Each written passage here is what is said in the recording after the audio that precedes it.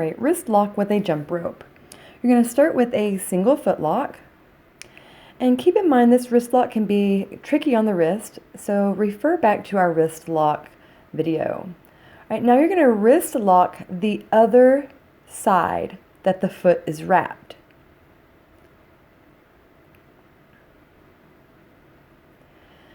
Once you have it locked, you're going to sink down and take off your foot lock.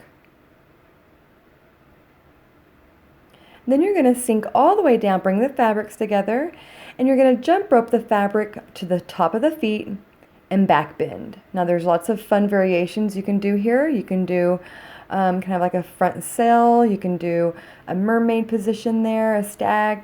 You can do, also, you can bring the foot on top and then in the back, kind of like a back sail.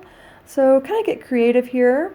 So to come out, you're going to foot lock that same side, stand up, and take your wrist lock off. This is your wrist lock with a jump rope.